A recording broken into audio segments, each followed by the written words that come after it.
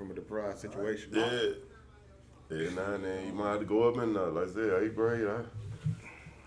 Right before I went to high school, I bust up in there.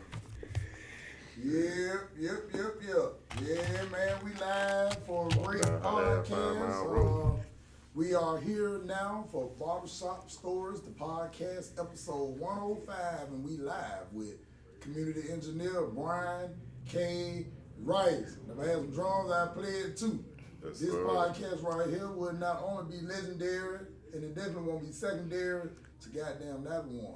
So we finna sit right here, we finna chop it up and see what this community engineer is talking about. Community narrator Benny Mac. This brother right here is Brian K. Rice. That brother on the end is Sammy No Nose, and Yes, we're sir. about to get into this info. God damn it. What up, Brian? What's going Appreciate you on, coming man? on out on this Thank you for inviting me out. beautiful Wednesday night, or as they say, Wednesday, when you try to sound out the syllables and the consonants and all that, man, and get all the vowels right. But yeah, man, so what's going on, Brian K? What's happening with you, man? How you Man, doing? it's good to be in the Woodlawn area of Birmingham. It's good to be over here. So I'm good. I'm good. Well, first, let's correct it. We're in West Woodlawn now. According to the West. bus stop, we're in West Woodlawn. I don't know where they came over that from, but we're in West Woodlawn. That's what they say, ain't it? Yeah, West Woodlawn, East Avondale. Interesting. Does the West Woodlawn have anything to do with any racial lines? I don't know, but when they put up them new bus stop, I sure seen it on there. Okay, all right. I just always got to, always wonder about race. I always wonder. Man, unfortunate as it is, whether people want to admit it or not, and we know everybody ain't with it, but it's always about race. Yeah, race is always there. Always, whether people want to admit it or not. Them lines you can't see, huh? Oh yeah, that's right. Yeah. So Brian K. Right, before we even get started, man, we got the NBA playoffs coming up. And I mean, I don't know if it's just me, but you look like a Lakers fan. I'm a LeBron fan. Oh, yeah? I'm a LeBron fan. Well, I mean, I ain't the smartest fella in the world. Who LeBron play for? He played for the Lakers. Oh, okay. Well, But I ain't necessarily a Lakers fan, but I want him to do well. I want him to end his career, very well. That's That's all. what happens when you're rolling with the king, man. You got to go where he go. That's right. It ain't the LeBron. It's the Lakers, but we'll take you though. All right. I know Sam, he really want to come over there, but he didn't sign up at the beginning of the year, so we just gonna let him just wait the next season, let him do a season in a hole. Kind of like a week in a hole. We're gonna let him do a season in a hole, man. Let him get himself together. Better. Yeah, get himself together, man. Son of the nation. But yeah, man. And then speaking about sports team too, man. I know you originally from Birmingham. I'm originally from Birmingham. Grew up in North Birmingham. My family known for baseball. I had my oldest brother got drafted first round out of high school, out of Parker High School. So, I thought I was gonna grow to be 6'2", 220 out of high school, but it didn't happen. So I thought I was gonna be able to walk in his footsteps.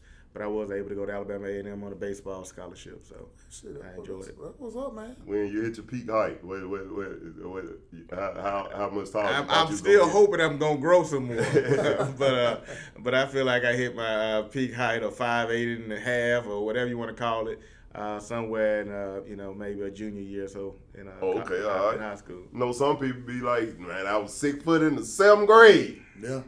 I'm 6'1", graduate 12th grade.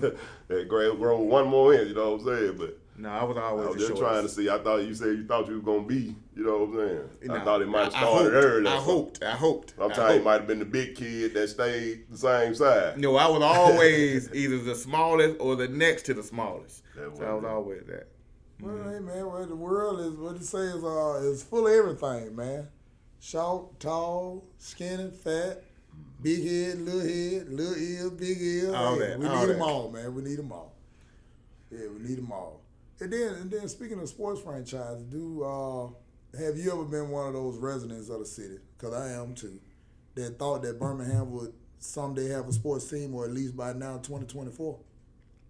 Nah, for some reason I just don't. I think we're just too close to Atlanta, and I just have a feeling, all the big opportunities are gonna go to Atlanta.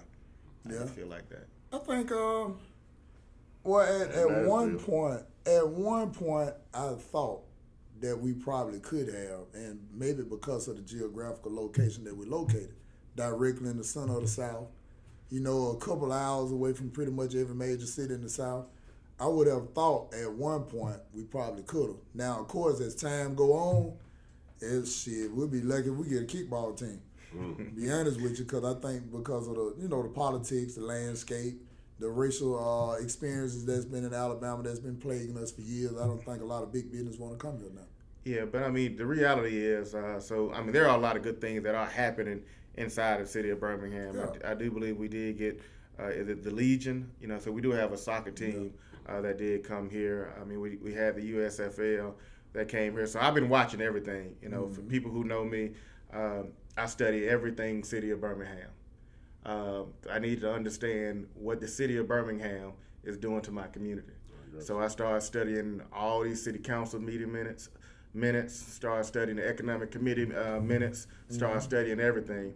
And I'm looking at things like the Protective Stadium or the Legacy Arena, BJCC, whatever you want to call it. And I'm looking at all these articles for years, and they're always talking about downtown. And I'm like, when are we going to get something outside of downtown that's going to help our community? So I've been forced to dive deep into, stuff like that. So I'm, somewhat familiar of where our wins are. So I'm not going to take away where our wins are with the city. But we must talk about our true problems. And our true problems, affect us as African American men more than anybody else. That's right. Mm-hmm. No doubt. It's been efforts to do,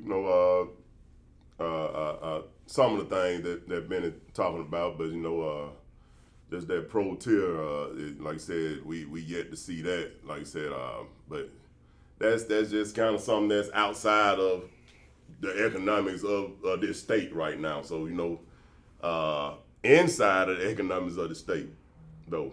Got it. I know I know we're starting off light, but we talked about sports, and just to think about Birmingham. And, a few years ago, we had the opportunity to get the Major League Baseball Urban Youth Academy here. Yeah. I mean, this thing is designed to help, urban youth. That's the code word, but designed to help African-American youth, whether it's male or female. And I've talked to some former NFL guys and some of their associates in the network, and they have tried to bring D1 training facilities type stuff to Birmingham, and they have been shut down by more than 2 mayors.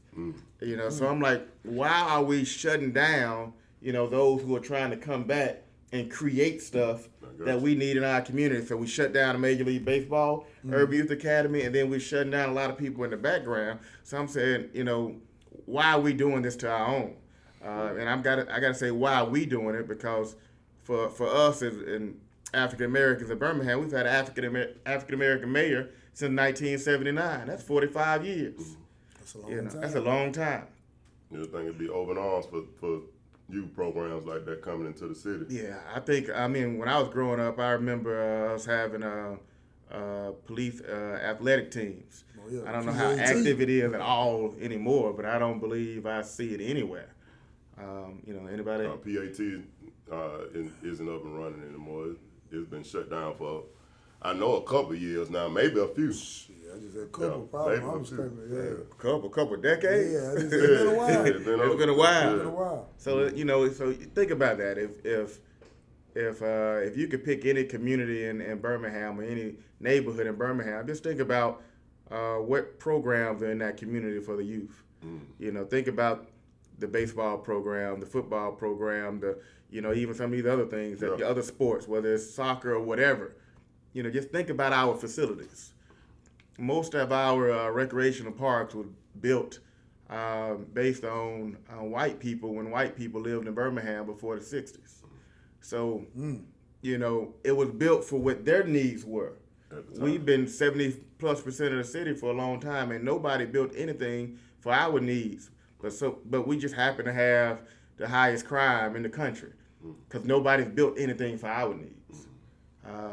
So when we look at that and we say, all right, it's been 70% black in Birmingham, black mayor since 1979. All right. Pretty much majority black city council since late 80s, 90s. 1986. Yeah, okay, late 80s. All right. So with that being said, do you think that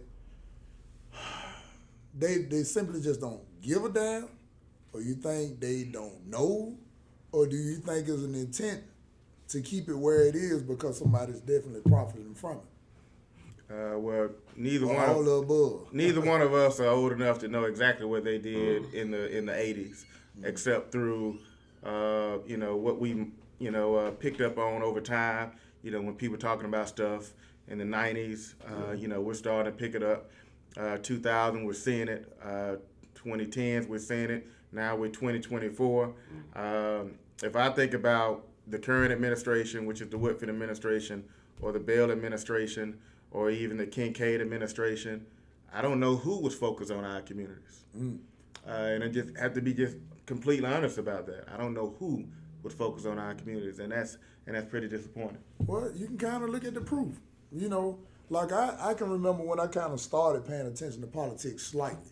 My pops, he was always a big 60 Minutes, Channel 6, Channel 42 watcher. So then we had like 4 channels, so I ain't had no choice but to watch it. And I remember in the 90s, starting from what I started hearing about the waterworks issue, about that. Then I remember when they was talking about the maps issue. You remember they went up on, if they was going to go up on the sales tax 1%, we was going to get a dome and a monorail system. See, like a lot of people forget about that stuff. Like I was in high school at the time, but I definitely remember it because it was talking about the vote, and it was talking about everybody had to vote on it. Minnesota Twins and all that. Yeah, I remember all that, and it was like, damn, that's why when I mentioned sports team, I mentioned that because I'm like, well, damn, it's very possible because Birmingham is a great city. When nobody think it's not a great city, you just got some situations in place that's a stunning growth. But that was just amazing to me because the taxes done went up, I think, 2 or 3% since then, and none of that stuff occurred. Okay, every so often I go to this old bookstore in Birmingham, and I sort through it and see if I can find an old book or some old files. And I found a book that was that focused on the MAPS program that you're talking about, and that was a Richard Arrington push in the late '90s. And a lot of that stuff, like you said, he planned it. That administration planned it out. Whether it was the dome, whether it's these trails that we're seeing. I even think Railroad Park was discussed in there. It might not have been discussed in the exact name. So it's kind of sad to see other people getting credit for our visions. And then the same way with Larry Langford. We know he was the one that kind of pushed that crossplex, but he unfortunately was not able to be around to be the one to do the ribbon cutting on it. So others were able to reap the benefits of being able to stand in front of that camera. But we got to do more than stand in front of the camera. 'Cause let's talk about the crossplex for a second. That's what Larry Langford said. The Olympics. Now, it wasn't quite the Olympics, but I remember him saying that early on. Oh, don't be surprised the Olympics here in 2020. Now, it wasn't quite the Olympics now, but it had remnants of it. It was a good shot. Yeah. And let's think about the crossplex. In Birmingham, Alabama, we have black youth that go to Hoover to play basketball because they have this huge facility there with these 6 or 7 or 10 courts. They get to play at one time, great facility. And then we got people that go there because they got this huge baseball complex, and we're going to Homewood, going everywhere else. We are the largest African-American city in the state. We have no complex like that, nowhere in the city of Birmingham. The crossplex is the closest thing we have, and we as citizens don't even have access to it. So only tournaments take place there. So we are in the middle of one of the most distressed areas, and we do not have access to something that could be used once a week or once a month or twice a week, to create that D1 training style, whatever, whether it's the swimming, whether it's you can do something with the track, but we have no access to it. So that is very disappointing, knowing the conditions in our communities. Yeah. Investing in the youth, number one way to curb some of this stuff that's going on out here. Education and activities, extracurricular activities. Because when you're talking about high quality training facilities and places they can go to and sharpen their skills, you're talking about, scholarships and opportunities opening up from there. When you have these type of facilities in your area, and we don't close have quarters. them. We don't have them.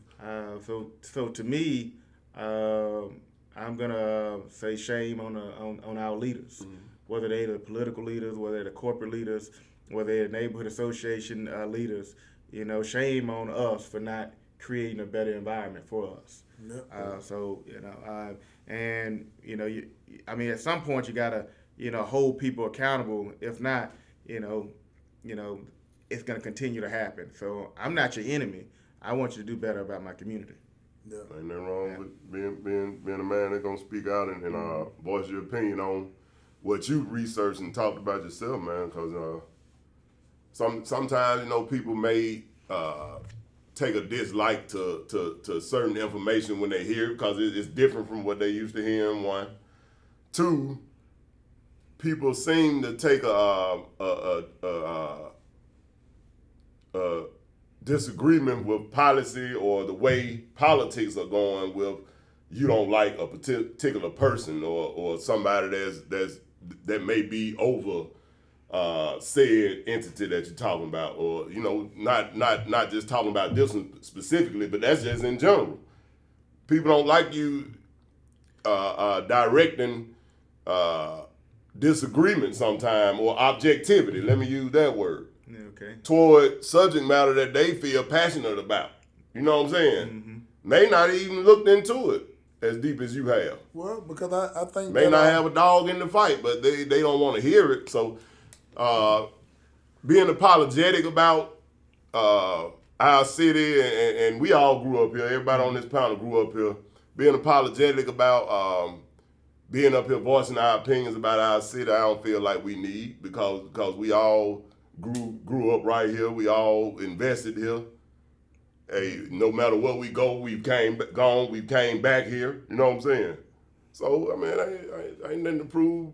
We gonna speak on these issues about these policies and what's going on in this town because this is our town. Let somebody else talk about theirs. Well, I think the average person though that watch the news, most of them are not gonna research.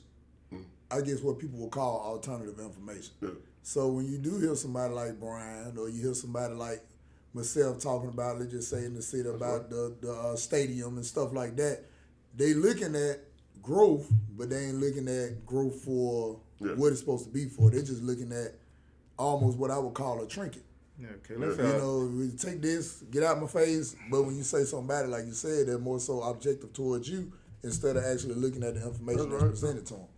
Got it. And just to go back to that tax increase. So if I forget something, just bring up tax increase in a second. So number one, I'm not afraid to call the politician by name, the person by name, because we cannot just keep allowing them to do what they're doing against us. So a lot of people think, for example, my issue is with Mayor Woodfin. My issue has very little to do with Mayor Woodfin. My issue has to do with what you took away from my community. My issue has to do with what you allowed to happen when a white guy who works for University of Alabama at Birmingham, who was a Barack Obama intern, comes into City Hall while he's still working at UAB, and he's writing up plans to benefit UAB the entire time. He's writing up plans to benefit his next job the entire time, and at the same time he's writing up plans that injure my community, but then he go and benefit from the plans that he wrote for his community, and my community is left out. Whoa. So the lawsuit, one of the lawsuits that I have out there, it's about the fact that public employees should not be allowed to write their own deals or throw themselves their own pass. If you're gonna be in that position in City Hall or County Commission, you need to be writing out plans that benefit the city, from public funding. From public funding, Yes, not sir. to benefit you. So when I'm able to find that, now I'm gonna find the law to sue you because you helped yourself, which was illegal, and you hurt me, which was illegal. But I only can sue you because what you did that was illegal. Yes, sir. So that's a very unfortunate situation. But back to that tax thing. So, all right. Barbershop Stories Podcast, episode 105. We're sitting here live with Brian K. Rice. Now back to you, Brian. All right, got it. So back to the tax thing. So one of my pastimes is studying Birmingham Black history. Mm-hmm. But when you study Birmingham Black history, you have to go read the Italian books. You have to go read the just the general books on the city of Birmingham because you have to find us in the books because we have not been writing our own stories. So you have to find those articles. But if you go back to about 1992 or 93 with the Civic Center, we see the Sheraton pop up, when we're kids, and we see this Civic Center, but we didn't look at the fact that how did they approve that? There was a sales tax that went forward, and there was 2/3 of that sales tax went to the Civic Center, 1/3 went to the Convention and Visitors Bureau. I don't know which one. None of it came back to the city. So let's go to this. Let's jump. Let's jump all the way to Regents Park, which is the Barons Field. Mm-hmm. So we're paying, I think, a city either $4 to $6 million a year for that stadium, and to be honest, we almost get zero profits from anything that takes place at that field. They give away free hot dogs. They give away free hot dogs. They give away free hot dogs. But what I'm pointing out is, Black Mayor number 1 did that.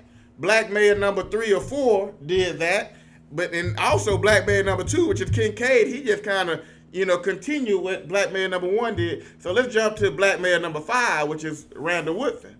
So we see this protected stadium go forward, and we see that we pay 50-something% for the development of a stadium. So let's say it was $175 million. We put in over half of it in there. $3 million a year for 30 years. Taxpayer and citizens. We put over half. UAB is the largest employer in the state. They got a $4 billion plus budget a year. We got a $400 million budget at the time, and we're paying over half. And we have no profit. We get no profit from that stadium. So that shows you that we got a trend going on. Mm-hmm. We are in office making sure others win, and then we say, well, it looks good. No, it looks good for them. Yeah, it looks great for them. It looks great for them, but what is coming back to our communities? At some point, when they pitch these facilities and different venues to us, it said at some point we looking to, clock some dollars. That's how it is, before it's, brought about. So you telling me, but Regent Park been down now? Well, it's been about 15 years now. It's been about that long. Yeah, somewhere around that time. And we hardly seeing. So their argument is always going to be the revenue of the people going to our restaurants, or the revenue of the people going to our park and shit like that. or hotels and things like that. But let's think about protecting stadium for a second. A year right before it was getting ready to open, the mayor went before the city council and asking for approval for another $100,000 so we could buy tickets. So you done paid over $90 million, and now you got to go back and ask for another $100,000 so you can buy tickets, and another $100,000 so you can give to the UAB football club. What did you do any negotiating with the $90 million? So just stepping back a little bit, so if we look around the country and we start thinking about a Maynard Jackson, there ain't never been another one. So we got people going in the office, don't understand anything about business, and not doing enough for their communities except getting a vote. And then our communities end up being ranked number 1, number 2, and number 3 in crime. We got to do more than talk about helping our community. We got to take them doggone resources and get them resources to our communities. We got to. Like you said, negotiating something going into the 90s. If you got to go back at the end, like you said, and okay, people, we need a little bit more for this. We need a little bit more. And you would think that certain trinkets are already carved out for the taxpayers when you agree to, you know, put up the money for said, you know, project. But not if you're a business. If you're not a business person, you ain't even thinking that. You were just doing politics how they did politics, and they did politics to help themselves. But who's doing politics to help us? But see, you know, the look of it, for most people, they're fooled by it. You know, when most people like if this conversation come up in the barbershop and we sitting around, we talking about the growth of the city, first thing people gonna holler, look, but they can't tell you what none of the benefit was other than them being able to spend their money to go there. Yeah, and we got a concert that came here. I'm all for others winning. Yeah, they're gonna talk about golf now. But don't make sure I lose. Yeah. I'm all for you winning, but don't make sure I lose. They're gonna bring up golf now. You can believe that. Yeah. But like Benny said, you know, you got the soccer team out there. You got Birmingham Stallions out there. But like Benny said earlier, sad to say, people gonna respond to what's popular. Yeah. So, you know, not having those that big five, or how many pro leagues is it? NFL, MLB, NBA, you know, soccer, high golf. Not having one of those big boys, and you know. And I'm not saying everybody's just gonna pour out to the game then, because other cities have struggling attendance even in pro games. You know what I'm saying? Right. They ain't just no super winning team all the time. Mm-hmm. But sometimes not having that main attraction is maybe the reason some people don't get up and go, because you know you're depending on casual fans when you're talking about filling up a stadium, not just bringing out a few people that just want to, you know, just beat just to be there, just to say they whatever, you know. But you talking about bringing out people who just want to see the hype, or the best player, or the best player coming from another city or something like that. Then I understand what Benny said. Okay, you don't have pro sport, but something I want to touch on before we went too far too. Not on that, but when you was talking about oppressed areas earlier. Oppressed, depressed, underserved. Yes, sir. I sure don't want to you name them 7 different things. Get too far in this conversation before we talk about what an opportunity zone is. Okay. And how that is related to oppressed areas, and how that flow's supposed to go. I think it may be good to describe, and maybe Betty do it or maybe you do it, just kind of describe how, you know, the reaction that people get from Benny sharing it in a barbershop. Yes, sir. You know, so and then we'll go Okay, from there. well, we sure got some info on that, because we you know been putting it out there about the opportunity zone, but I don't know if people you know, privy to the information, or you know Honestly, see it and don't recognize what they talking about and look into it, you know. man, I would think that, and this going out on a whim saying this, I would say 80% of the people you converse with have no idea what it is. Okay. They have no idea what it is, because you got a few people that understand it, but even some people who understand it, I think they have limited understanding on what it is. Okay. Because they can't really elaborate on it. And then when you start elaborating on it, it turns into... That's some government stuff. We ain't got nothing to do. We ain't got nothing to do. All right. Let's talk about that government stuff. Yeah. So what's the one thing that black folks have been saying for a long time? The man, they, the system. We've been knowing that the system have been doing something to us for a long time. Yeah. And usually when that thing happened in our community, we just say, you know, that's the system. We just fall back. But how often do we look at what part of the system did that to us? And then what vote did they vote on to allow that to happen? What did they write up that made that happen? You know, who was it? It leads back to something. So we can't just keep blaming it on the system, even though we know it's a system. So, you know, so for me, you know, I move away. I'm grew up in North Birmingham. I go to Alabama A&M, and then I leave there, go to Knoxville, Tennessee. I go to Charlotte, North Carolina. Go to Milwaukee, Wisconsin, go to Houston, and then I come back to Birmingham. So I saw a lot. Mm-hmm. And then I come back, and I'm seeing the system at play at all these different cities at different levels. So I go to Inslee, and I'm like, why do we have so many abandoned, distressed, blighted buildings here? But then if I was to drive through Woodlawn, You know, I mean, it's doing better now. But if I drive through Woodlawn, North Birmingham, Wylam, Pratt City, no matter what I pick, Fairfield, Pritchard, Alabama, the historic Black District in Jackson, Mississippi, no matter whatever I pick, our commercial areas look exactly the same. You know, so I'm like, what you say? We concentrated it. Yeah, so something has happened, and so that is the system. So what in the system is screwing over our community, and how can we find out what that is to improve our conditions? Because obviously our politicians that we've been voting for, they ain't fighting that fight. You know, we've had black folks in leadership for 45 years. You haven't heard any of them really talk about fighting, you know, bank redlining. You haven't had anybody talk about, you know, this stuff since Larry Langford in about 78 or 79. I think I saw an article with William Bell talking about it with AmSouth Bank. But if our commercial businesses cannot get loans, that redlining situation didn't go away in the 70s or the 60s. It's happening now. Hold tight, cause we don't want to let them 70s and 80s and all that history that when me and B was over there at that library that you ran through some stuff that need to be talked about today. But first, that opportunity zone thing, you talked about the buildings being ran down, blighted. I'm gonna break down the opportunity zone. I'll break down the opportunity zone. What I understand it to be is areas that are oppressed, deprived, or ran down, whatever you want to call it, whatever words you want to use to describe it. Blighted. Distressed is actually distressed areas.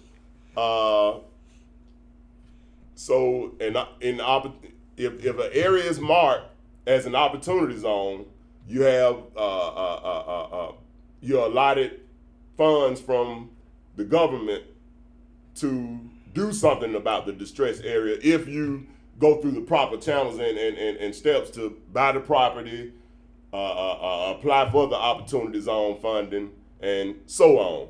So kind of go into. Got it. So I'll break that down. If I had that, anywhere near what we own. I'll break that down just a little bit. So October 13th, 2023, I filed a federal lawsuit against Governor Ivey, against the city of Birmingham, against University of Alabama at Birmingham, against the Alabama Ethics Commission, against the Birmingham Business Alliance, against Corporate Realty, against Rev Birmingham, against against the federal lobbyists that were involved in the whole process, and against every black city councilor and white city councilor over the last 8 years. You know, there's a lot of people in there, but the reality is, all of them have benefited in some way from the way the city created federal opportunity zones in Birmingham. They benefited in some way. So to break down federal opportunity zones, there was a window. Most of that window has been closed. Yeah. If you own property in an opportunity zone in a certain census tract in a distressed area, an investor could partner with you, and they could write off 100% of their tax write-offs to invest in you. That's never happened in history. They can write off 100%, and if they hold that money into your development for 10 years, they get 100% capital gains, relief or write-off at the very end. That's never heard of in history. So you took away something that's never heard of in history. That is it's like a gold mine. It's a diamond mine. And in Birmingham, we made sure it went back to the most affluent, distressed areas. Because we have so many black people spread out over Birmingham, and because most of us are poor, they get to use our poverty to say this area is zoned for federal opportunity zones. But the areas that we are seeing the development is, once again, we're seeing some of the development in Woodlawn. We're seeing the area development in Lakeview. We're seeing a lot of the area development around UAB. So it's kind of crazy to sue all these people at one time. But let's talk about UAB for a second. So We have Railroad Park downtown. We have the Regions baseball field downtown. We have all this development. On paper, in the city of Birmingham, the poorest census tract is everything around Railroad Park, everything around that baseball field. How in the world can that be the poorest? And you done went to Collegeville. What's you the done went to definition of poor? What's the definition of poor? I mean, if you saying, I hear what you're saying, but for them to even say that, they must have a definition of poor. Yeah, they done changed up over the years, man. So this is something that if I was to if I was to become a John Lewis and I was to run for Congress, I would be pushing to change the federal law for how they misuse college students and how they misuse prisoners. So that's something that I learned in this situation. So in my argument, I never argued that UAB could not be included in the opportunity zone because they say the students make almost no money a year, so they're going to say they're the poorest. And so like even with prisoners, so let's say you got prisoners in wherever they are in the country, so they're going to say they make no money, they're poor, so that area get all this federal money, not just opportunity zone, they get money based off of poverty, but the people who are suffering from the poverty ain't getting the money. So there's some policies that need to be changed, but I'm not at that level where I'm in Congress or something like that, but I would try to change that to say we have to put some guardrails to where they don't misuse college students. Like, for example, if you go to University of Alabama right now, or you go to University of Auburn, the poorest area in those counties is UA campus.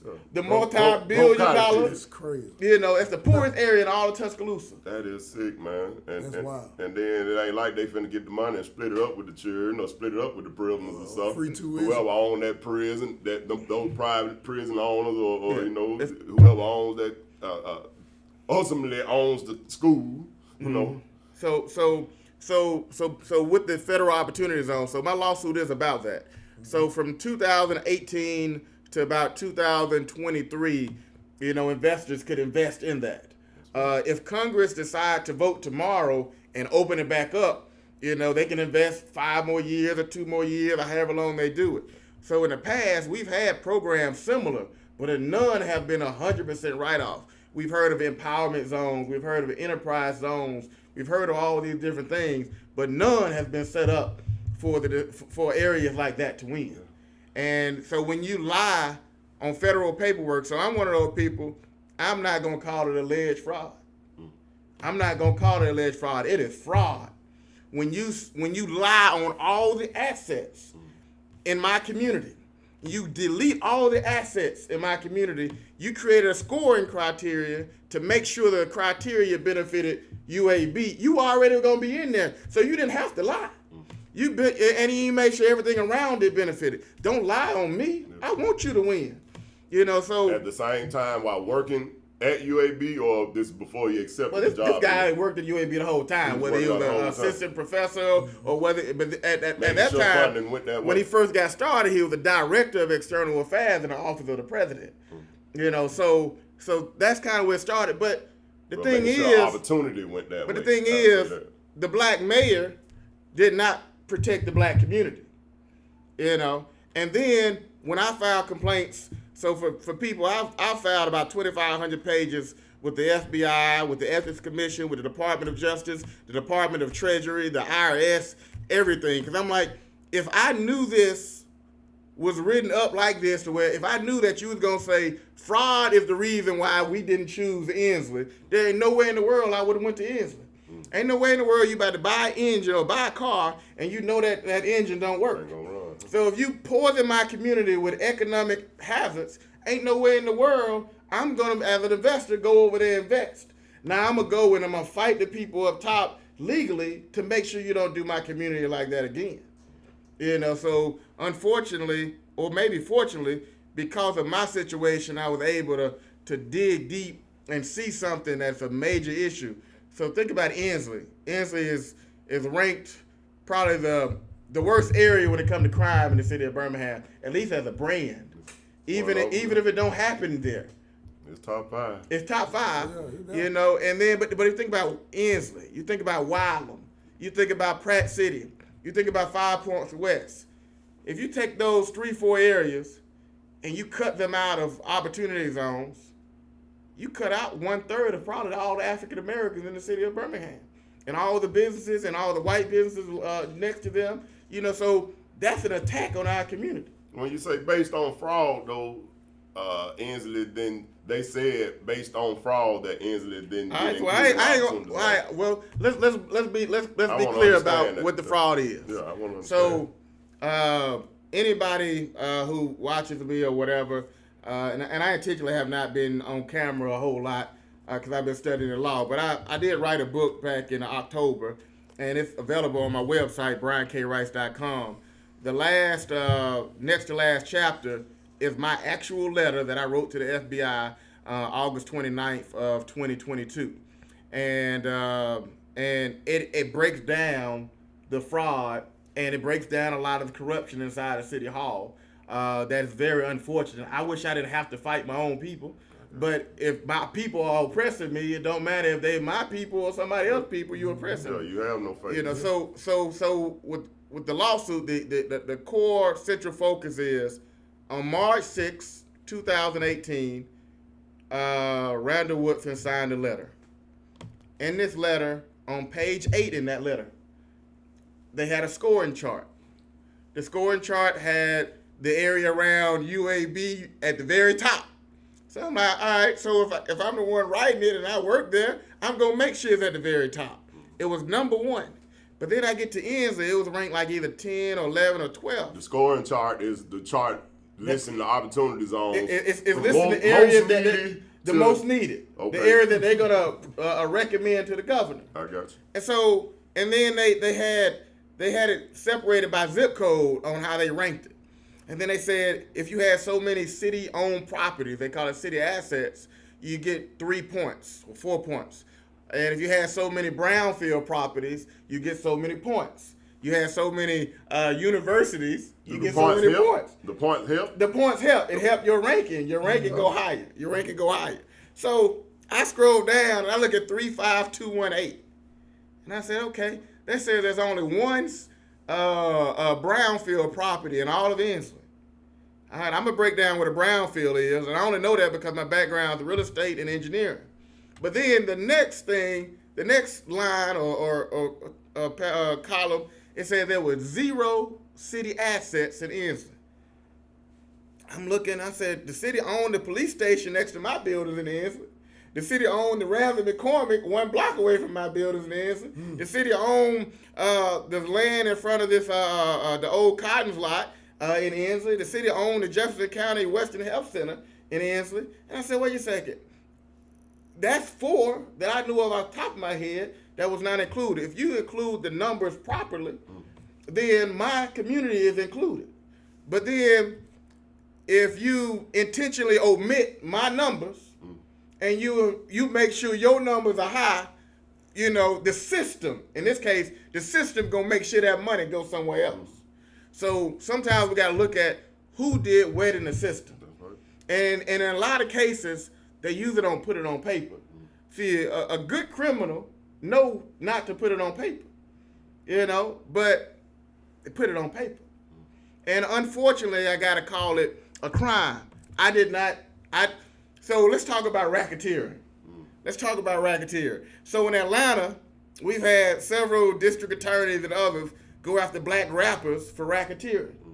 So we've heard about this online, on TV, racketeering, but we always think of criminal cases. But there's you have the option as a citizen to file a civil lawsuit based on racketeering. And it wasn't always there, but it's there now. So the core of my lawsuit is a racketeering, it's called civil RICO. And so I had to understand what was a crime. And, I was surprised at the city in their response. They asked me, they said, you didn't point out the crimes. I said, you really don't want me to go back through all the documents and show you all the crimes I sent, which is now it's about to be highlighted at a whole nother level. So when I respond, those in Birmingham are about to see all the crimes that have been committed in crime format. because when you're proving RICO and stuff like that, you have to show the crimes. You know, Brian, I think that sitting there listening to you, man, it's really sad, man, because I really believe that with how the system is set up, people been using it and getting away so long, nobody ever expected you or anybody else to dig in and see what was actually going on. Because a lot of times, you know, people believe people who in suits and got Vaseline and shit on their face and hair comb to the back. People believe that. Don't play one. So, suit and a good haircut. for real, man, you know, and can speak some proper English and get on TV and, you know, and all that shit. So I think when you went to the level you went through, I believe they really kind of took you as a joke. It was almost like, okay, prove it, nigga. Like, prove it. Like, because ain't nobody going to be with you. And I believe that was the mindset. That's why they would say, man, just intentionally leave this shit out. Because think about it. If you never would have ever said something, it never would have became unfolded. And that's all around the country. So I think this is going to be a landmark case that's going to change the face of how shit started going. Because I'm telling you, man, I really believe in my heart they never intended on anybody looking in depth or somebody who they couldn't buy out, pay out, turn a blind eye. But you being actually affected and actually having passion for your community, they kind of stepped on the wrong toe. Yeah, they did. And the reality is, you know, I'm going up against the biggest in the country. You know, the state of Alabama.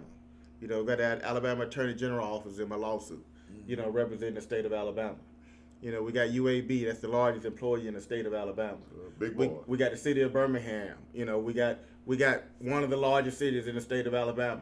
We got the largest corporation in the city of Birmingham that are in the lawsuit. And, you know, so before you go too far, let's read what racketeering is to the listeners, cause you know I have in my head what these crimes and what these charges and stuff be based on looking at TV. Okay. If you ain't never really had to look at them. Barbershop Stories, the podcast, episode 105. We're sitting here with Brian K. Rice and K1 on the ones and twos, and I'm talking the camera and the video. I'm Benny Mac, the Sam No Nose, and back to you, Brian or Sam. Racketeering is a set of illegal activities aimed at commercial profit that may be disguised as illegitimate business deals. Racketeering defined by a coordinated effort by multiple people to repeatedly earn profit, typically by fraud, extortion, bribery, threats, violence, or other illegal means. All right, I want you to do it differently. I want you to type in do 18 USC 1964. 18 USC 1964. 18 the number? 18, and then put USC 1964. And I want you to do law, and just write the word law, and then put Cornell behind it. Because it's going to send you to a great website where any of us can look up the laws. So, all right, so Law Cornell is the first thing that popped up. So look at that. So click on that. So I got him looking at 18 USC 1964. Yes, sir. This is the Civil RICO Act, and this act breaks down what RICO is. So to break it down in a little bit more detail, and I'm not a lawyer, and I'm not gonna act like I'm a lawyer. I'm just gonna say it's effed up that I'm a black man in Birmingham, Alabama, with a true economic injustice issue, a true civil rights issue, and there ain't a black attorney nowhere in this city or state that's willing to stand up for our economic rights that I have found. And I have searched like crazy to find them. You know, in this state, outside of the state, I know they're there somewhere.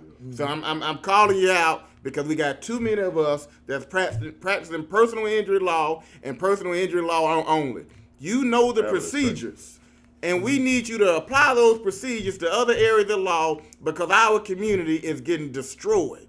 So Brian, I got just in all fairness, big boy we were talking about. Do you think that they don't want to join you or get in this fight because they don't care, or because they're not privy in that area, or they have interest in these people who you fighting against? I think it's another side of it too. Most of us do not have a lot of money to pay lawyers the $750 an hour, or whatever they want to be paid.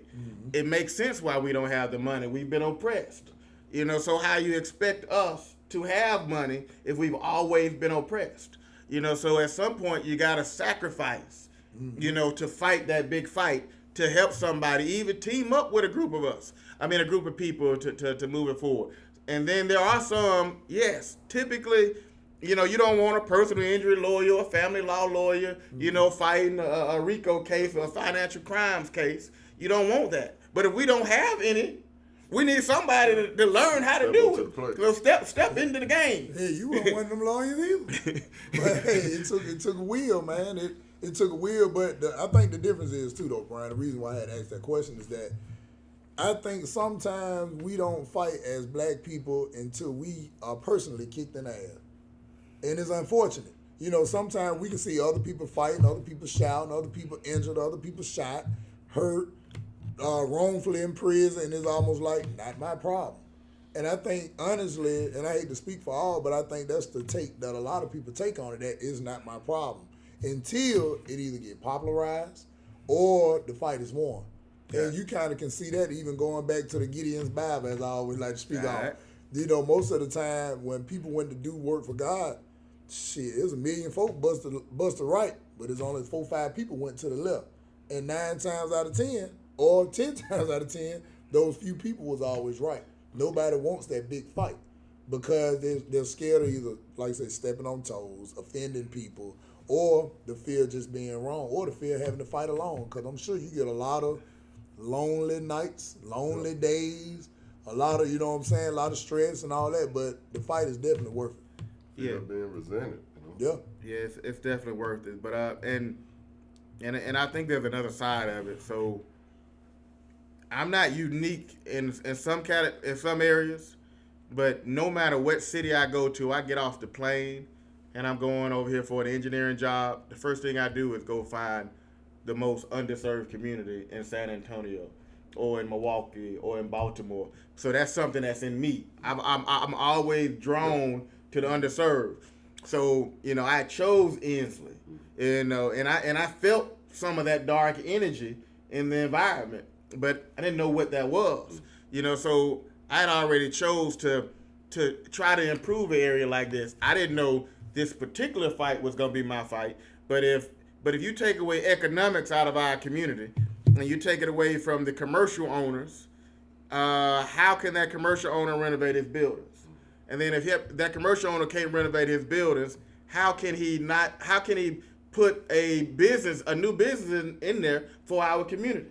If you can't put a business in there, then that business cannot hire that mom or that dad that's underemployed or unemployed in our community. And all the way down to the kids. So if you take away economics out of a community, you are destroying, the lifeblood of a household. You're destroying the lifeblood of a community, and the reality is our communities have been destroyed economically and in some other areas. So how much do you think integration played a role in that? Let's just kind of bag it up to the 50s and 60s. Do you think integration was, one of those little ploys to try to help further that? Do you think that played a huge role in where we are today as far as economically? There's a lot with integration, and I think normally we say we did lose a lot, we lost a lot, but the reality is we were not together. We thought we were together, but we were not together, and it proved that we were not together because the moment integration came, we left our communities and we went for our own, and so that happened. But let's think about some of those laws. I want to jump back into the laws for a second. So the 60s, they create the Civil Rights Act of 1964. I think it's 64, maybe 65, and they created one in 68. It's interesting because what it was called before the Civil Rights Act. Now that's interesting. But go ahead. But there's always been Civil Rights Act. But because it was polarized in the 60s, we always only think about civil rights related to race. Yeah. Or race, or your class, or your gender, or something like that. Or that's just one period of time. Yeah. Like you said, it didn't happen multiple times before in other places also. And so I think I think we got to go back to the beginning of Jim Crow, which what made those integration, what was happening during segregation possible. But I think we need to go back to 1870 or 1871.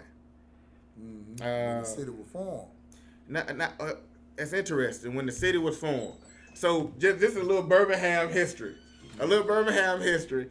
One of the guys, one of the white guys who was at the beginning of the city of Birmingham, they wanted Birmingham to become the capital seat in Jefferson County. Mm-hmm. So you put the Jefferson County Courthouse in Birmingham, and not at that time it was in Eagleton because it wasn't the same city. So what the guy did is he got on a horse and stuff like that, and he rode around and he said, "Tell the black people I am a Ulysses S. Grant." And so the black people got duped, and they voted for him, supported him, so this could happen. They've always duped us, but let's talk about Ulysses S. Grant. I know it seems like a long time ago, but there was a law in 1870, 1871, and it's the most used law in federal court today.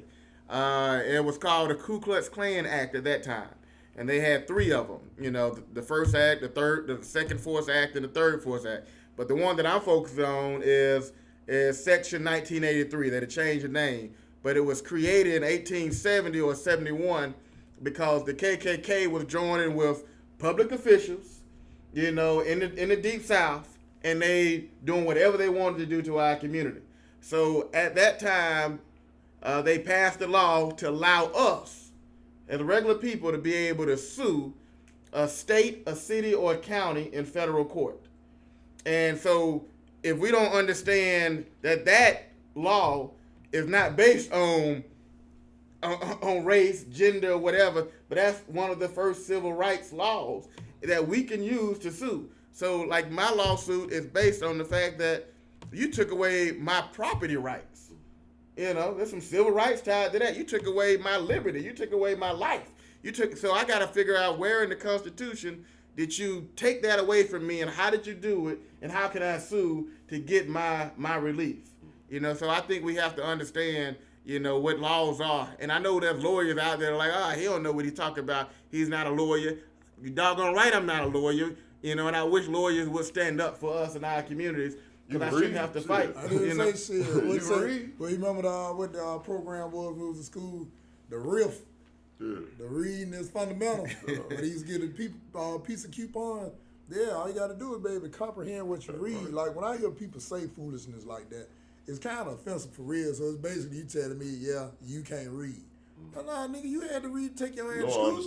Understand. Yeah, so...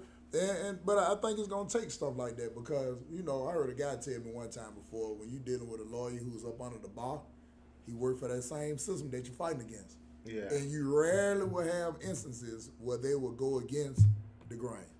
So you'll come out better doing it yourself or getting a paralegal who's just with the fight. So I will say, after learning what I've learned, I do know most people do not have as much time as I've had to set aside 16 hours a day, many days a year, for several years in a row, studying the law. But I know I'm fighting a super fight. But I do know in a lot of cases, we as regular people can stand up for our own rights. And it's not as hard and it's not as complicated as you think.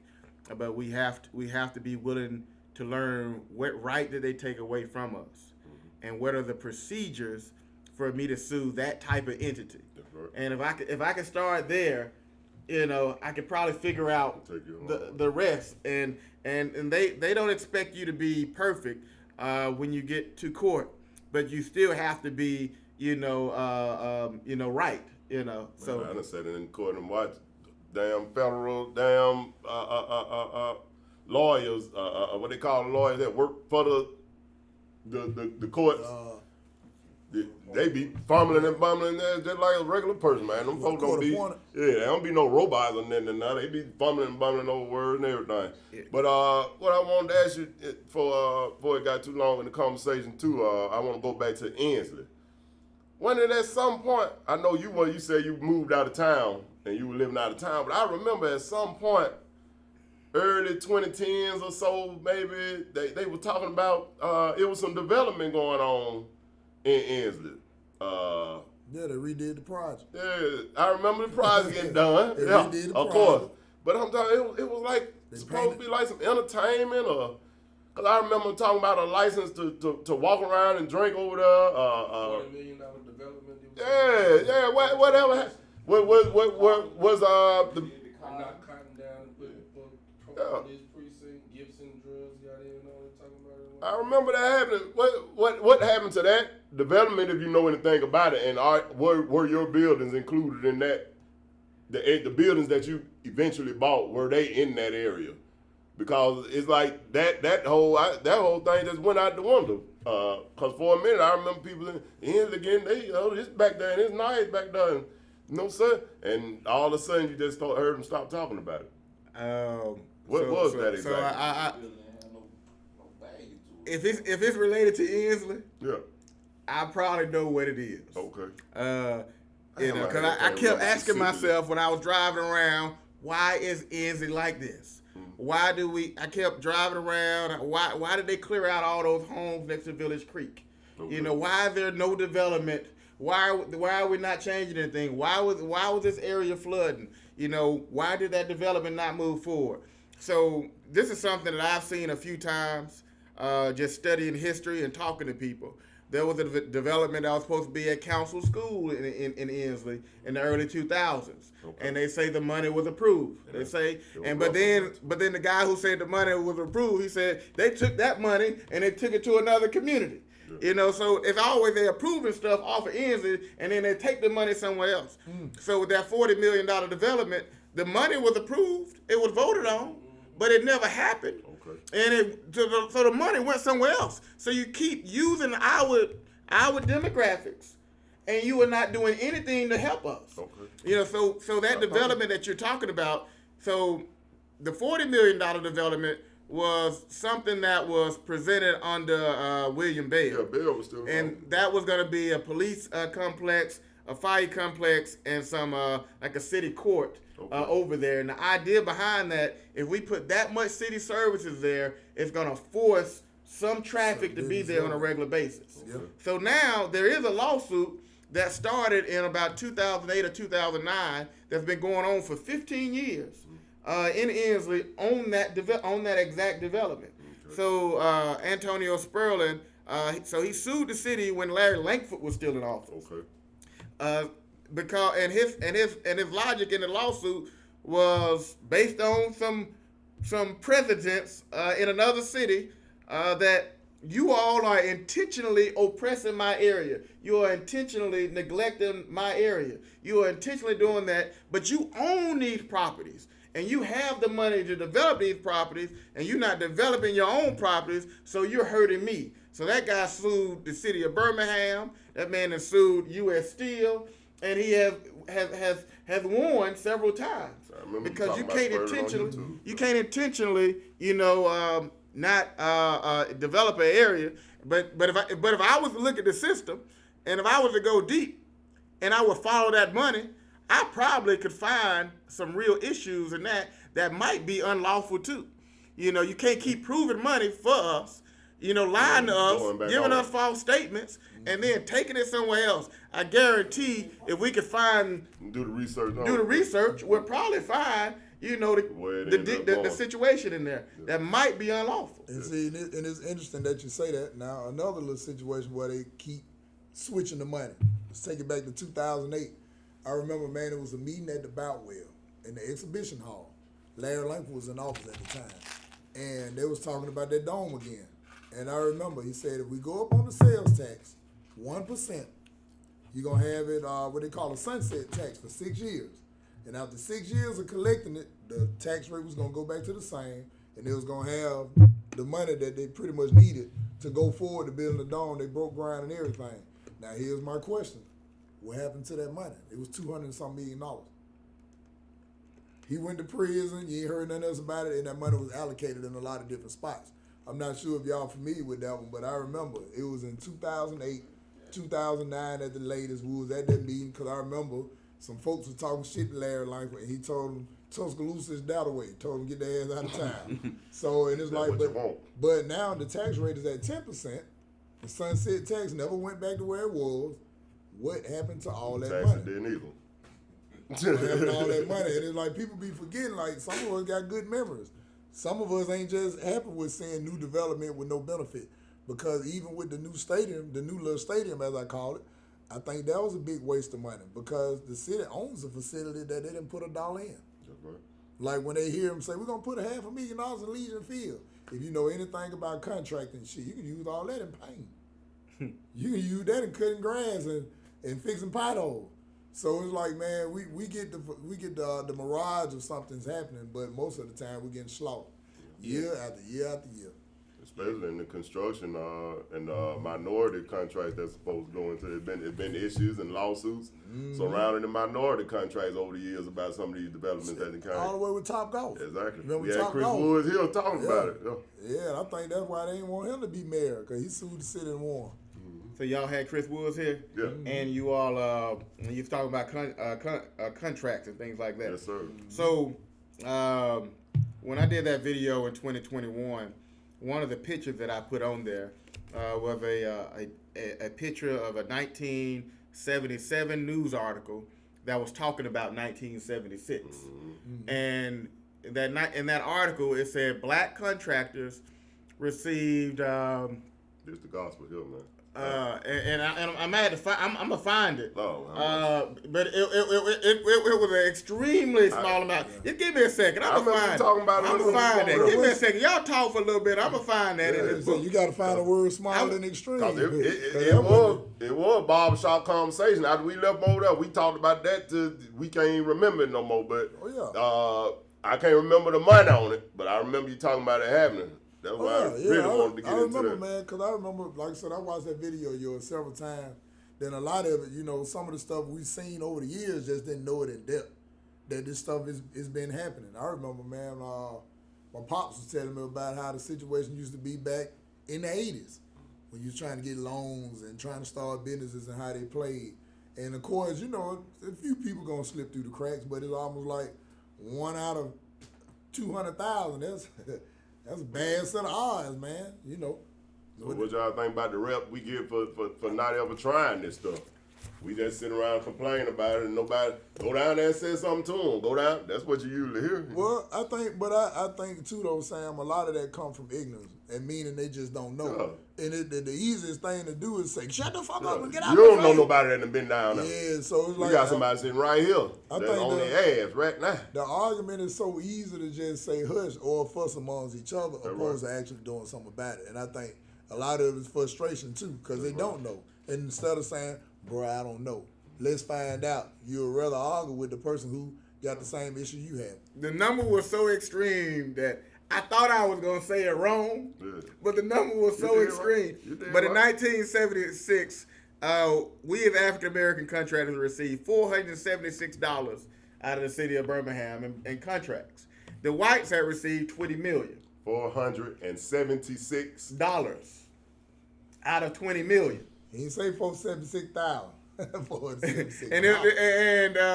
Shit. But then if you fast forward, so that's 1977. That was 77 when they reported that. Mm-hmm. But then if you go to 1982, there was a clip that I saw in an old newspaper. Birmingham was ranked last for black businesses in the entire country. 1982. So in 2018, but they didn't share the status until 2021, Birmingham was ranked last for black businesses in 2018. So you're trying to tell me from 1982 to 2018, and we had black mayors the entire time, we ranked last the entire time? Same stuff. So we have an issue. We have an issue. And then, Brian, speak on this too, because a lot of people don't know this too. That the mayor has the power to pretty much lend businesses money up to a certain amount. No questions asked. I can't think of the exact amount, but I do know that it's a lot easier than what people make it out to be. Would those be grants? For your city to be able to bless you with some money. Well, so if you think history, So back in the 70s, essentially, whites had a free for all. They do whatever they wanted because nobody would really, checking them like that. And even ethics laws weren't even out there like that in the country. So there was just a free for all. They could essentially do what they wanted to do. But then Ayrton get in. But then William Bell, a few years later, he get in. And he started changing the laws of the Mayor Council Act. He changed the power structure in 2016. He changed the power structure and gave the mayor more power. And he took away power from the city council. So there's a lot of professional contracts that fall in certain categories that he does not have to go before the city council except for the final vote. But they have nothing to say about who he selected, why he selected him, because of what the guy wrote in 2016. Our city councilors will not even challenge the fact that they have almost no power in the current Mayor Council Act. You got to make it through. So you all got to to be honest, that city council need to sue their own city to get it corrected, because he took away power from them. But when they're all part of the system, they're all in it. So there are a lot of areas where he don't have to ask for permission.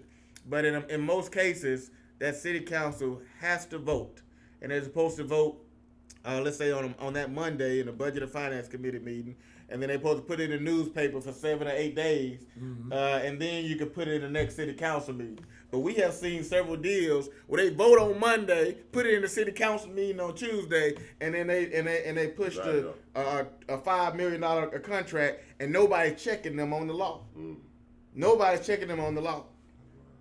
So but I do appreciate Chris Woods for taking a stance against the pay-to-play system. They was, essentially forcing him, you got to pay me if you want this contract. So that's how most of our politicians have gone to jail. Some kind of pay-to-play. Was that challenge in '77? Was there a lawsuit come behind that lopsided So this is interesting. So what was it? Last year we started talking about. You start seeing this affirmative action thing that went before the Supreme Court or whatever last year, and they was talking about schools. Yeah. So they shot down affirmative action for schools last year. But if you shot it down for schools, you probably shot it down for the construction industry and other areas too, because it's still based on the same, logic or the rules of court. So let's go to Maynard Jackson, 1973 or so. They got this, Atlanta airport, boom, and he essentially demands that you are going to use black contractors, or we're gonna make sure don't nobody get the money. So he did that, and they were able to grow. So Birmingham, a few years later, we get a black mayor about 6 years later. But even under the white mayor before Ayrton, we are fighting the same fight Maynard Jackson is fighting, but not with the same balls. And I was just gonna say that boiled down to integrity of the man. That ain't nothing to do with what you know, Yeah, but we're not fighting the same hard fight. But then also, our biggest and baddest white contractors sued the crap out of the city of Birmingham for reverse discrimination the moment we got our first set-aside contract in like 1977. The moment we got our first one. And we was in a fight from 77 to 1989. And nobody took that fight up ever since. And from 1989 to about 2003 or 5, we did shoot up to about 10 or 11% in contract from the city of Birmingham. But then we dropped to like 3%, over the next several years. So we didn't win, and nobody else picked up that fight. Is that a lack of companies or companies to do the work, or is that just they're not giving the companies that's here to work? Well, we still know because Chris Woods is one that was in line to get some of that work and didn't. And it like you said, he got caught up in the pay to play. So we do know that one existed. But all those years, you mean to tell me? But we still got to fight the legal part. We got to fight the legal part. We got to figure out a way for us to get a chance in there. And there was rules in court to say, if we meet certain criteria, if we can show that there is a racial disparity for black businesses, then we can create a 10% or 25% set aside for us, or whatever that number is. If we can show the disparity. We've done a disparity study in 2007, and we did one in 2022, and neither mayor has ever used it to help black businesses. So I mean, what can you say about that? Not even taking the option. Not even taking the option. So Larry Langford was the first one that got in after that 2007 one was approved, and he made a statement saying, I know we ain't getting no business. I'm gonna I'll make sure we get businesses, blah, blah, blah. But you still gotta go by policy and rules, et cetera, et cetera. But he went in office long enough for us to see what he could do. We know what he said he was gonna do, but he really went in office long enough. But nobody really fought for black businesses. So basically, like Benny said, they can do more to ensure that black businesses get what they need. They can do more, but I think what happens is also, and it's just me studying it. I think we as African Americans, we come. They rock stars out here, man. So I think we get in office, and if we are not passionate and about improving something in our community, we'll get in there and we just focus on our rock star status, and then we'll check the box and we do this, we do that, but we don't do enough to push it forward. And I know a few people said, Brian, we got to get you to run or something like that. I said, nah, man, right now I'm fighting a lawsuit that is putting my life on the line. I'm going to focus on getting to my victory, and then I figure out what underserved community I invest in after that, whether it's here or somewhere else. Because I'm going to invest in an underserved community wherever I'm at. Yeah, so Brian, all right, so with all the lawsuits, let's just say, boom, blessing come through, all of it is won. What's the next step for Brian K. Rice? Because I'm sure a lot of people want to know, like, okay, after the lawsuit, let's just say Brian get everything that he deserves and more. The lawsuit is, boom, is nationwide, and then caught the national news, local news, regional news, whole nine. What's the next step for Brian K. Rice? The first thing is at least a 6-month break. I actually envision myself just being on an island for about 6 months, exercising every day, eating, and just getting my body back and getting my mind back, and think about the mental part of it.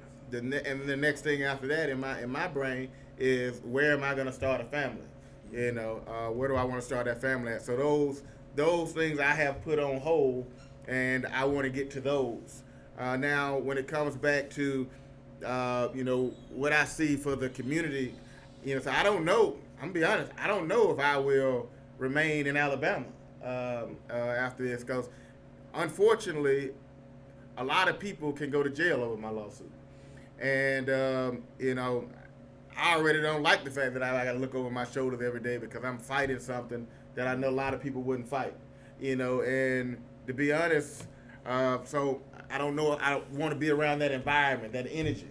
Or I want my kids, my family around that energy. But no matter where I go, whether if those buildings are gonna get developed in Inslee, but the greater dream may happen there because the resources are gonna come.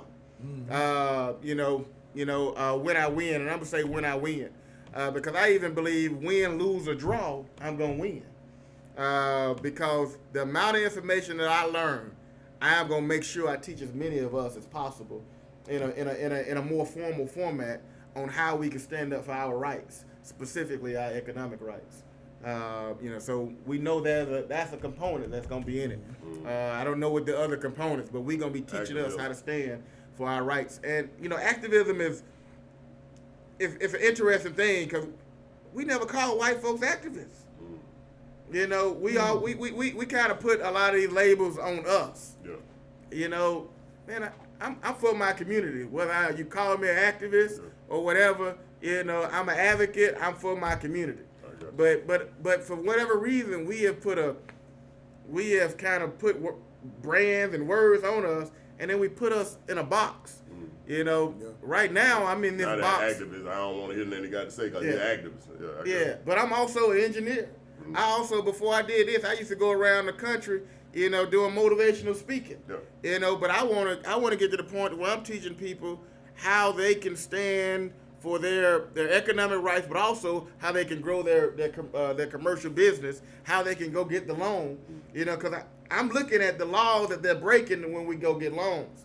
It's easier for us to sue on residential loans than it is for commercial loans. And that's the reason why most of our black commercial districts are distressed everywhere, because there are more loopholes on how they make sure we don't get a loan. So I think it's important. I know we know each other, but if I would not have received a $0 appraisal, which is unheard of, I got tenants in 4 or 5 of my buildings. You omit 100% of my rental income. You compare my commercial buildings in downtown Inlet to farmland and to an abandoned car wash in a rural area and in Bessemer, and then you say my buildings are zero. See, that right there is you saying I'm not even a human. I'm not even worth respect, dignity, or anything, and I don't even believe you could stand up for your own rights. I appraise your building at zero because there's nothing you can do.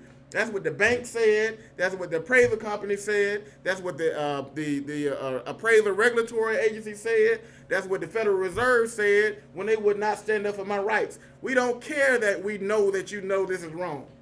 We don't care. Well, but see, that's what I said, man. I think that when people do you that way, it's almost like somebody going to file and sit right beside you. Like, what? Oh, okay, you ain't going to do shit. Because, man, that's amazing. Now, let me ask you this. Would a commercial building valued at zero, does the state or the county still expect taxes yearly? So that they're my or is that at zero too? So they're in my second lawsuit. So I had to break them up because the opportunity zone lawsuit was so big. But the second lawsuit, I sued the Jefferson County Board of Equalization, the Alabama Real Estate Appraisal Board, Synovus Bank, and CB Richard Ellis, the largest appraisal company in the world. So I protested my property taxes. I said, all right, if the Federal Reserve and all these people are backing this $0 appraisal, I took that appraisal to Jefferson County. This black lady who's over the division said, you know what they're doing to you. So she wanted to act like she's sister and brother to me. But then when I go and file my protest, you remove my ability to protest my property taxes. Wow. Because you know I'm about to bring this $0 appraisal in here, and I already told you I want my taxes lowered to $0. If I can't get a loan or any equity on that zero, I want my taxes to be zero. So I put her in the lawsuit because she intentionally would not let me protest my property taxes, which is a violation for every American in this goddamn country. Yeah. And so don't come to me about the fact that I'm black and I'm the first black in these positions. Don't come to me that I'm the black mayor, I'm the black county commissioner, I'm the black congressman, because neither one of them has spoken up for Inslee. None of them has spoken up for Inslee. None. But they'll come out and give you that doggone turkeys. They'll come out and give you them Christmas presents so they can look like they're a god over you. No, you were not a god. You were not a rock star. You were my public servant. You got doggone advocate for my rights. Because if I find out that you breaking the law to take my rights away from me, I'm coming after you. I'm coming after you. Yeah, that's right. Yeah. You know. But why man once said they sue because it sets precedence. Yeah. And it stops them from doing it to the next person. Yeah. If you're successful in suing. So, suing ain't no bad thing. It ain't taboo. And let's think about the successful part. The most successful, one of the most landmark cases in history, the black guy was not successful. That's Dred Scott. He was not successful.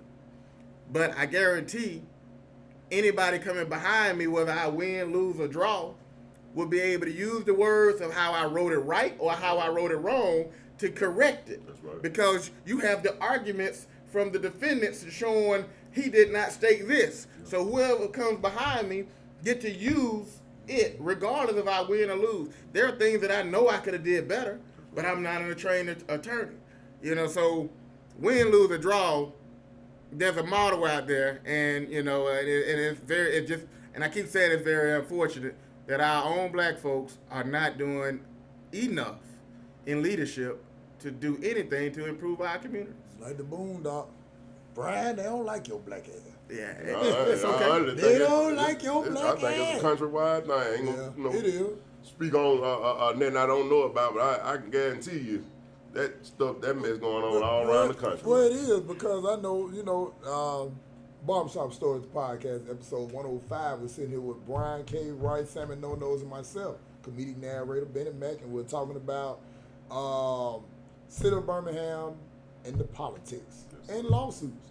So, but all over the country, you're absolutely correct, Sam. All over the country, when I have an opportunity to travel, like Brian said, I like going to what they call the hood or the areas to see the local business standpoint. And I promise you, man, everywhere you go is almost exactly the same. Like literally, it's almost like, especially like in these southern towns. Oh man, it's all over, but in these southern towns, man, it's literally like you going back in town in some of these places. Ain't no doubt. Like in Selma, they had a tornado down there, a couple years ago. Most of the cities still almost look the same. When you go down to the Black Belt in Alabama, it's almost like, wow, man, so ain't no state money going this way? Yeah. Except for maybe a couple state roads that's going through that as a main thoroughfare. It is, and it's a shame, man, but unfortunately, a lot of those cities are left out because most of us don't visit those areas, so you don't even know it's happening. And I think we as so let's use Hispanics for a second. I was over in Green Springs recently, and I mean you'll see them lining up in a parking lot. One's doing something for windows, one doing something for tires. They're working together. We do not have a collective focus, and that's our biggest issue. If we figure out a way to be collective, we can thrive in a Selma. We could thrive in an Inslet, but we are not together. And we're not together from our politicians all the way down to our street guys in the community. So we're all, get it or die trying kind of situation, and it's very unfortunate. So we have to figure out how to be collective. So only having a little bit of fun just on the history side of it. So in 1907, a guy out of Birmingham wrote a book, and his name was Ben Fowlkes, Folkes, and the title of the book, Cooperation is the Solution to the Negro Problem, written in Birmingham, Alabama. So if we was to edit that title today, working together is, the solution to our problem. But he wrote that in 1907 in Birmingham, Alabama, and he was talking about how black businesses in Birmingham and black people are patronizing the white businesses and not patronizing the mom and pop shop who's trying to get going. If you patronize them for 2 or 3 years, they get strong, and then they can improve their store. But he's talking about this in 1907 in Birmingham, Alabama. So it's not just a integration thing. It's not a after integration or segregation or whatever. We are not working together collectively. So it's been a mindset on that. It's been a mindset. But I think that things like this over time, it changes, but it got to be more of these conversations. We can't keep turning a blind eye or a blind ear like this stuff ain't happening and not be excited because we got a black mayor or a black governor, which is rare, or a black county president or whatever, man. We have to actually start looking at and holding them accountable for the actions that they take. And when I say hold them accountable, it ain't no going down there fussing with them at the meeting. It's like you say, putting them lawsuits. Because sitting around fussing with them at a meeting, they almost know they got you then. Because most people get emotional at the meeting and they can't articulate themselves enough to actually say, you know what, all right, I ain't fussing with you. Put that paperwork in. And they know that. All the underlying stuff, man, that like I said, that gotta, even when you're researching that, you still don't find, all the underlying laws and legalities that surround, like what he was just saying, your rights to do certain things. And I did just read that it is happening all around the country. And like I said, it's sad, man, and all we can do is hear it out and hopefully it sparks thought and give people that sense of entitlement they need to understand that, hey, you putting in too, man. You deserve a voice. You deserve an opinion. You deserve to be done right in it. You know what I'm saying?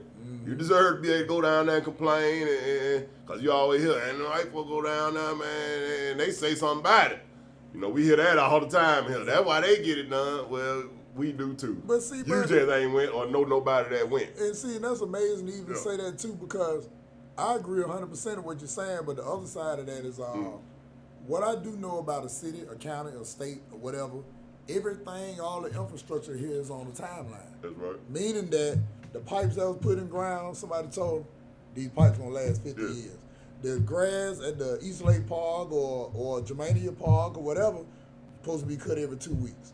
The street over here, the trash supposed to be picked up. So all this stuff on the schedule. So what I've come to find out, when it's not done, it's intentional.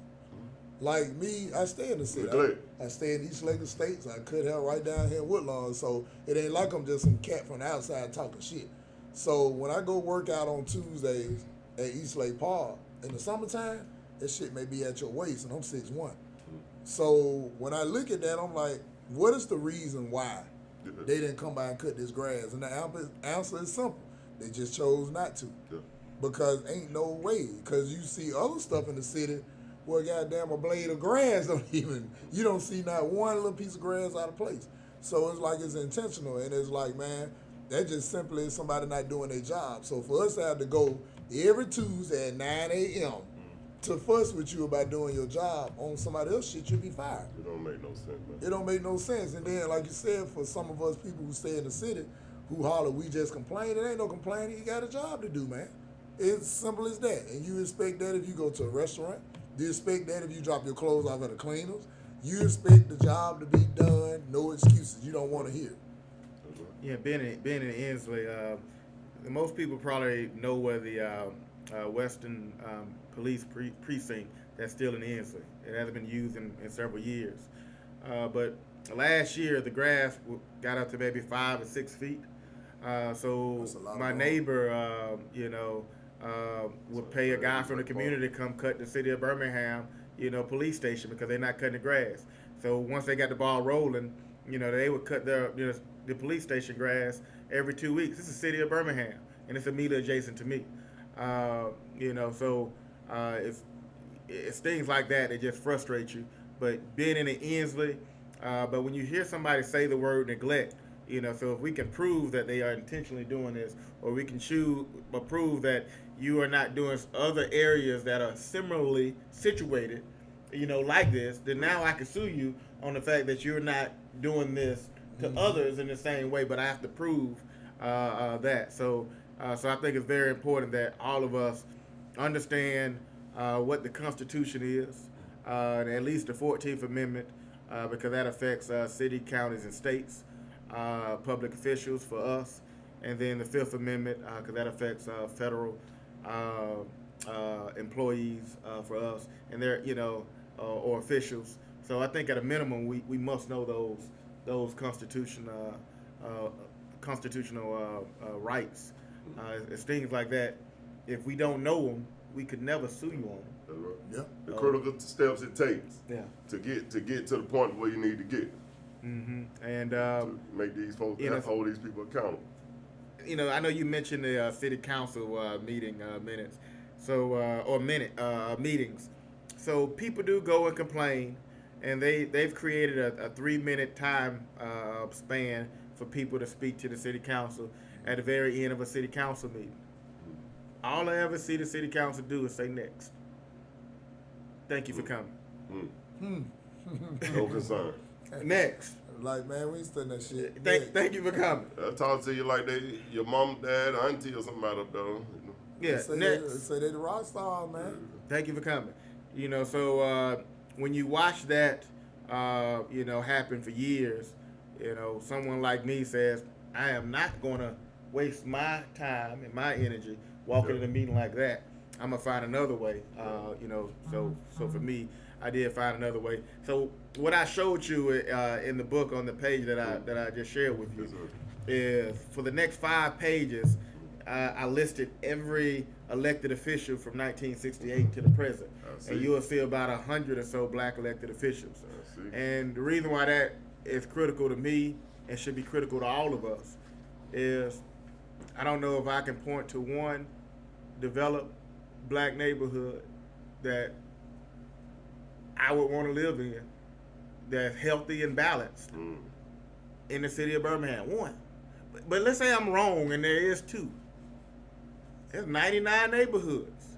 We make up 70-some%. And we've had, black leaders since 1968. And we've been in leadership, the top of it, since 79. But we have no properly developed communities.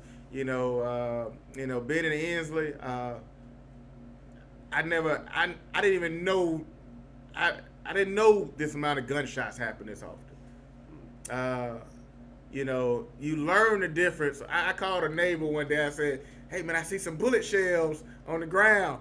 And I said, when do you think they got the shooting or whatever? And he said, "I don't know, man.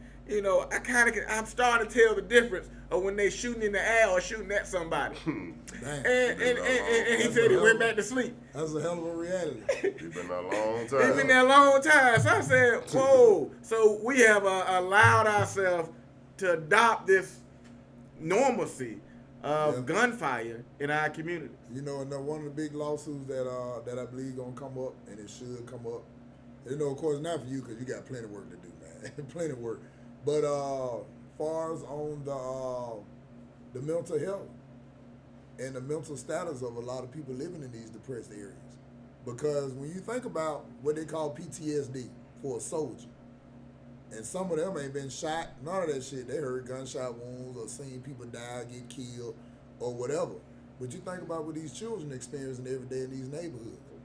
Fire trucks, shootings, stabbings, killings, cousins getting killed, homeboys getting killed. Shit, I think they suffer from a level of that too.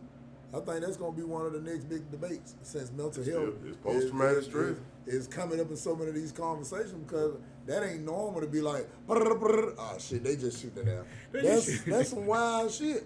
Like, when you think about it, man, for somebody to get used to that, because that ain't really normal, man. Do you know, and I learned this through this process, there is a state law and zoning laws locally and at the state level are supposed to be based on the safety, the morals, and the health and safety of the environment. It gives a nice little long list of things. So we're talking about safety. Mm-hmm. We're talking about health. So if you can prove that that you have created certain zoning laws that are hurting my community and it's causing more gunshots, or it's causing more house fires, or it's causing more of this, now I can sue you over that. So let's go back to this federal opportunity zone. It's a zoning law. Mm-hmm. So now, if I wanted to, I could use that state law talking about health and safety. Mm-hmm. And then now I'm in a community, and you are not doing anything to protect my health and safety. Mm-hmm. So now I can sue you based on you created fraud to make sure resources don't come here. Mm-hmm. I got the highest crime area, and this could have helped. So it's things like that. So we have to understand, what laws are out there and how they help us. And we hope that between politicians and lawyers, that they are the leaders of this stuff. And then they coach us. And then, but what's happening is everybody for themselves, and a lot of politicians, they're not even studying their own laws that relate to their own roles and responsibilities. Well, I think a lot of people have become numb to it. Simply almost like, shit, man, that's them niggas' problem. Like, right. Real talk. A lot of people just simply say that, or they holler, or they'll look at what's happening now, but nobody want to look at what got it there. And I've always been a firm believer, because I enjoy history myself. That was one of the few things in school that I actually took serious. History and math. The rest of that shit was like, okay, all right, we'll work with it. But history and math was always one of my favorites. But it was like, man, people never really looked at, all right, you can talk about why this child out there, or why this young man or young ladies out here doing what they're doing, but what got them to that point? Does that not matter anymore? Because when you hear court cases, when you hear about some of these school shooters, or you hear about some of these, some other people who may have done some, they'll go back all the way from when they was 6 months, when he did this or when he bumped his head when he was forward, they include all that in there. But for us, a lot of times is we supposed to be strong, fuck all that shit, nigga don't cry, tough titty, you dead. Instead of looking at what got this man or this woman to this point right now. Now, I don't believe in excuses, but I do believe it's a reason for everything. But a lot of our black politicians have written us off. Let's go back to that nerve stuff or that post-traumatic stuff. So think about where our communities were historically, but before white people moved out of whatever city. Mm-hmm. Next to the railroad track, next to the manufacturing plant. All these pollutants are coming off of both of them. We are ingesting this on a daily basis. What did that do to our nerves? And if our nerves are damaged, what is that doing to our psyche and how we operate? Mm-hmm. So we know that our community, our neighborhoods are next to all these environmental hazards all across the country. And I only thought about that because this older Vietnam vet that I would sit down with every other Sunday or so, he said, "Brian, you better be lucky you're not an imbecile." And he used the old term. He used that term, an imbecile. He said the neighborhood that you grew up in, it was built on a landfill. and then I go and I look it up, and I see that there are 3 landfills around the neighborhood that I grew up in, which is North Smithfield Manor. And then I called one of my friends in Charlotte. I said, so where did you live in Charlottesville, North Carolina, Virginia? And then I pulled up her home in Charlottesville, Virginia, and right around her neighborhood was these same type of pollutants and different things. And then I started realizing that it's a lot of places. So Collegeville, we as African Americans should be up in arms over the conditions in Collegeville or Harriman Park or North Birmingham, however you want to call it. We have known for 60 or so more years that black folks' homes were put inside of 4 or 5 railroad tracks. Only industrial companies supposed to be inside of railroad tracks like that, but no, you put human beings in there that are dying from cancer every year.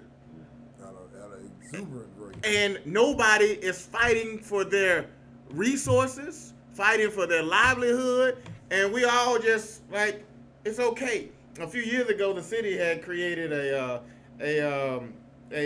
report. It might come to me what the name of the report is while I'm talking. And they had a buyout plan for the people in that area. And I think they're supposed to get like $400 to $600 a person per move, to help them with moving expenses. And we're gonna buy their houses at the tax value. Wait, hold on now. That's insulting. You're gonna buy my house at tax value. My tax value might be $12,000, might be $36,000, but you done polluted my land for 60 years. How could my tax value or my property value ever, be at a fair rate? But there is nobody standing up for them properly, and they are dying every day in Birmingham, in North Birmingham, in Collegeville. And if we look in other areas, it's probably similar in other areas, but that's the worst area. That's the worst. Yeah, that really should be an industrial park. That's all it should be. It really should just be an industrial park, because riding over there, like I said, the whole light chain, like the sun don't even shine as bright as over there. Yeah. So it don't matter that we've had 4 to 5 decades of black leaders. No one's stepping up and improving our lives. So I know it seems that I'm always attacking them. I'm attacking the reality. The reality is we got distressed areas everywhere. We got the highest crime everywhere. Until we flip that on its head, we will not change our condition. Well, you seen what they call themselves, the Big Ten, mayors in the state. They got their proposed law where they want to require 10 years if you shoot into a car, a building, or a home. Car, commercial building, or a home. 10 years mandatory. So I guess they gonna put that down as they doing something about the shooting going on by your house.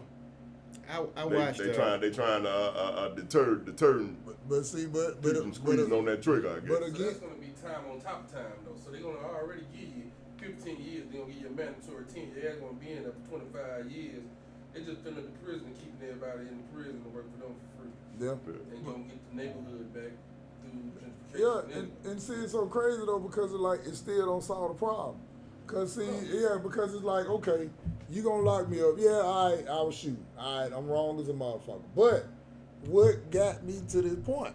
It's like nobody wants to tackle that. It's like everybody just want to say you bad, lock them up, and then we'll see you in about 15, 20 years. But hell, what you done created at that point? Shit, some more shooting. You got to remember when Bill Clinton passed that crime bill, there was a lot of black politicians right there with him, pushing that crime bill. When we had that, with those 4 homicides in one day, plus the other 2, was that in January? So it was 6 in one day, and if you count the baby, it's technically 7. And then the day before, could be technically 8, in a little bit over 24 hours. And then one of the local radio shows were talking about the conditions here, and they did exactly what white people want them to do. They pushed for stricter gun laws, locking up not just the kids, locking up the parents, charging more juveniles, doing more to put more in prison.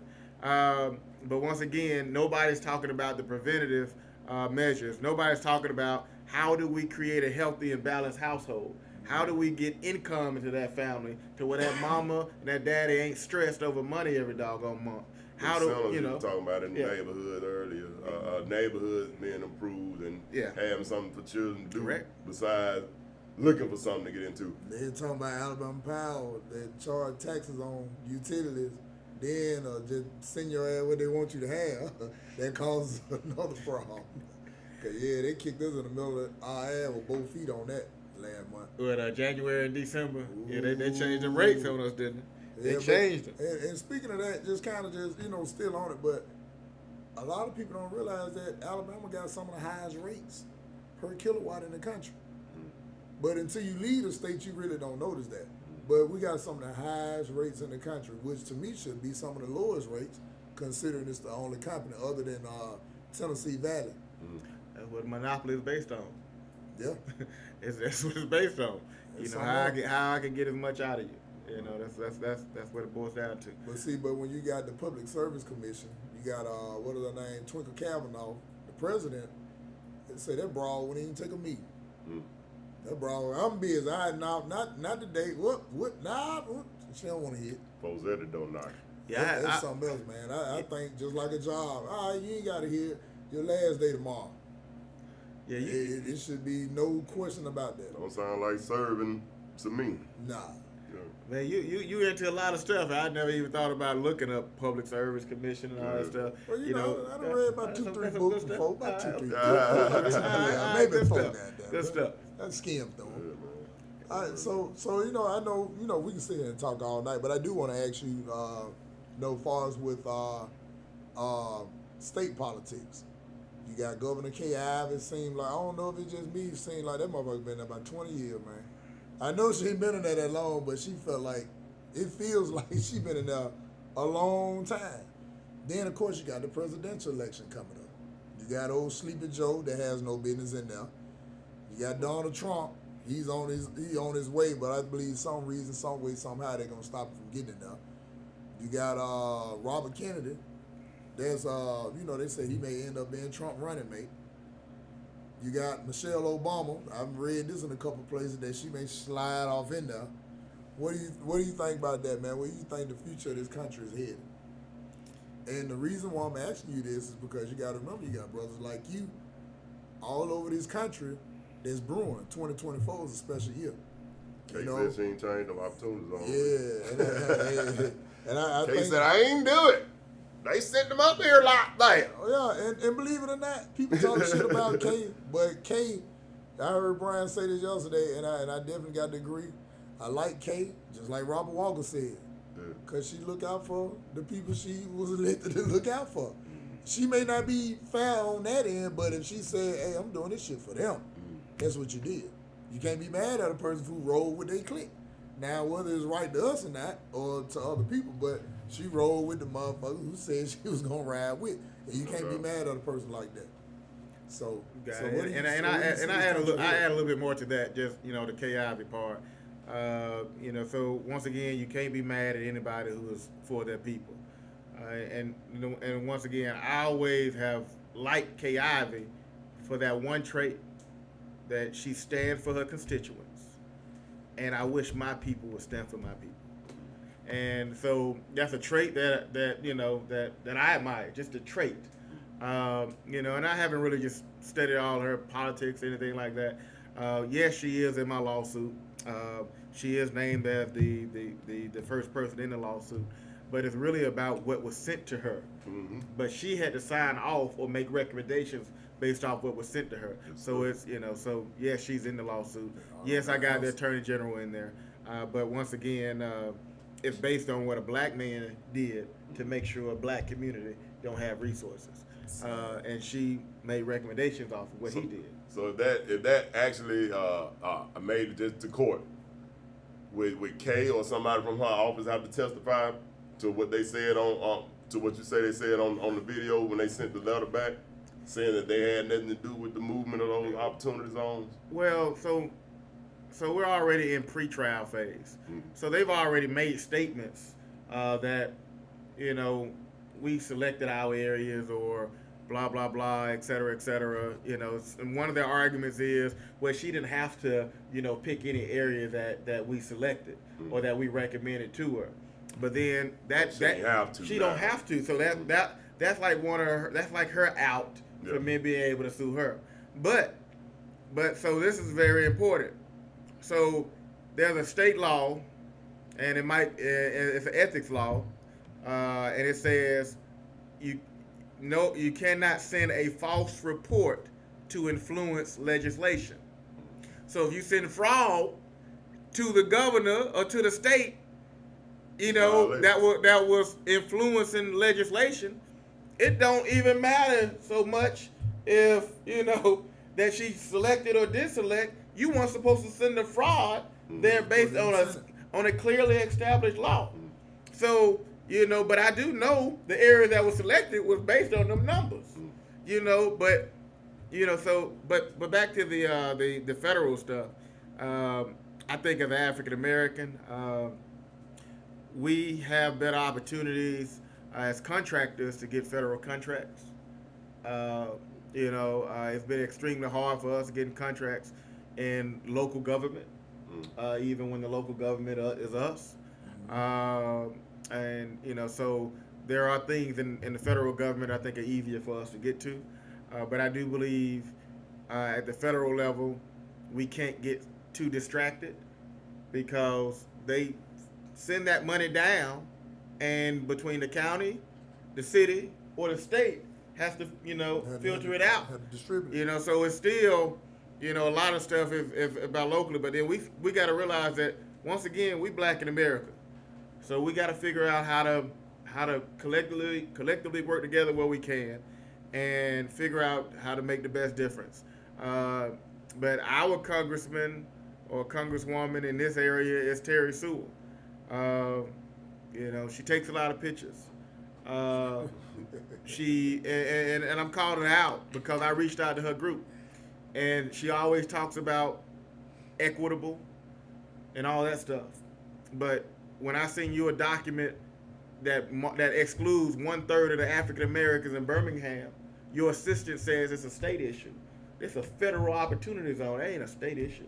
That's your issue. But if you're gonna come and stand in front of the pitch in front of the camera because there's $3 million going to an urban trail or whatever it is, urban trail is cool. I need some doggone jobs in my community. I need some businesses in my community. That urban trail is to help another demographic and not to help my people. They want you to walk, Brian. They want me to walk. They want you to walk, Brian. All right. That's how silly it is. That's how silly it is. They want you to walk, Brian. I need some resources. Construction grab. Construction ground. You know, let me get to some of them contracts, you know, for when y'all build that urban trail. You know, so but I'm still disappointed in her not standing up for federal opportunity zones because it affects the largest African American owned commercial district in the state of Alabama, and that's downtown Inslee. There is no place like Inslee where African Americans own that many commercial buildings. Nowhere in the state of Alabama, and ain't no politician gonna fight for the largest ownership of African Americans. None. Well, you know that the oldest trick in the book is just keep putting it on niggas. Keep I putting ain't it on talking them. the politicians like, oh, see, we won't do it because of the crime. We won't do it because of, but they never talk about the people who doing. Mm-hmm. They want to talk about all the problems, but they don't want to face them, man. Yeah, but and you're right. You know, but there's a lot we could talk about. But when it comes to the federal government, I just think we gotta just stay focused on us. And if we're going after federal contracts, go after your federal contracts.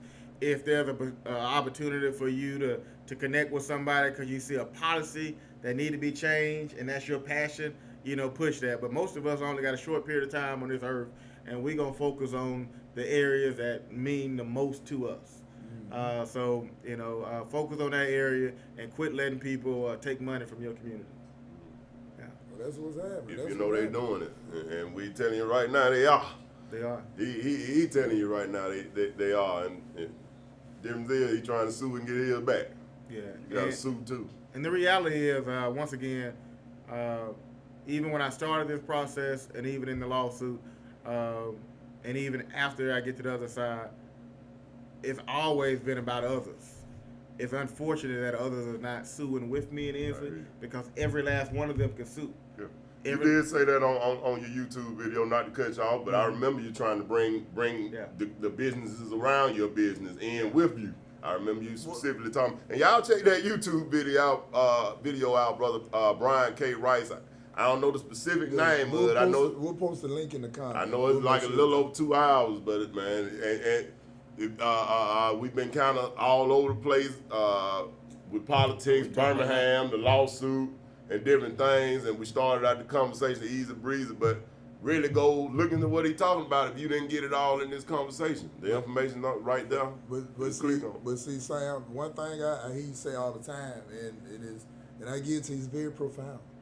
Ain't nobody suing or standing with something they don't feel like they deserve.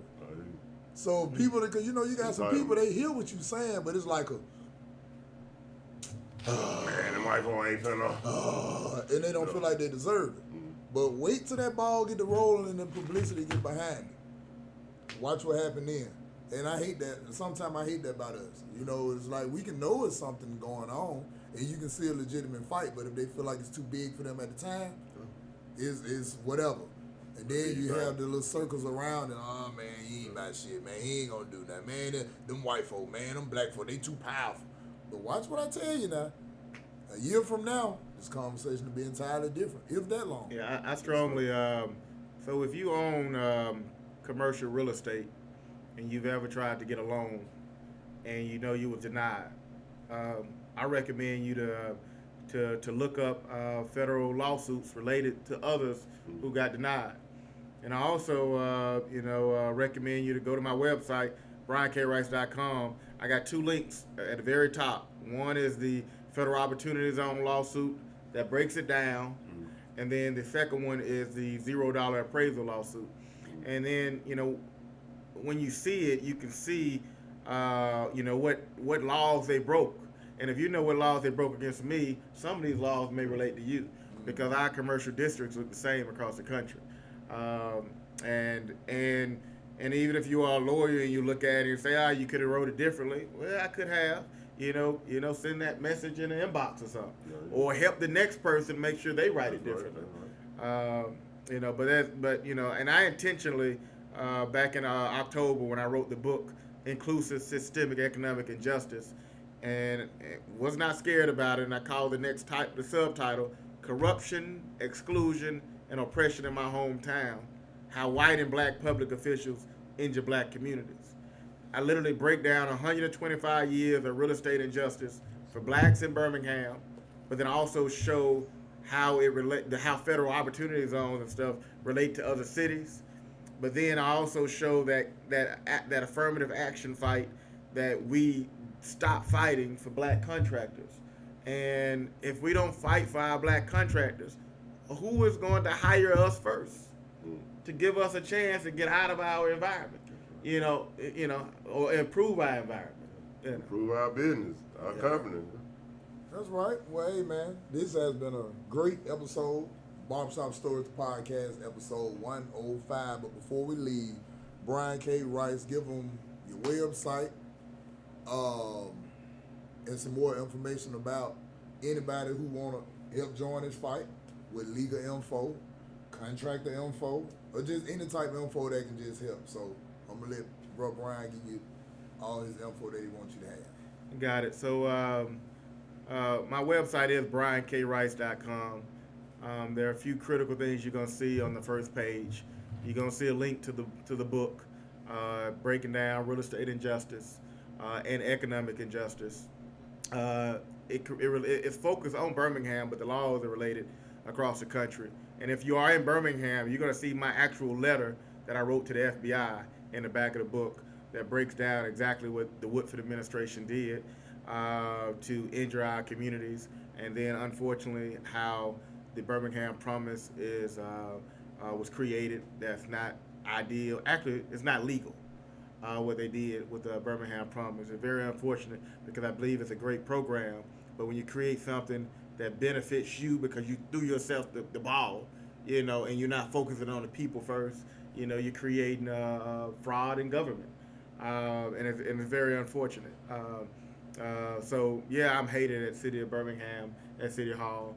But no, you hate me because I'm standing up for my civil rights, and you want to make it appear that we have civil rights in Birmingham, and that's the very unfortunate part. And so, but that's a good starting place.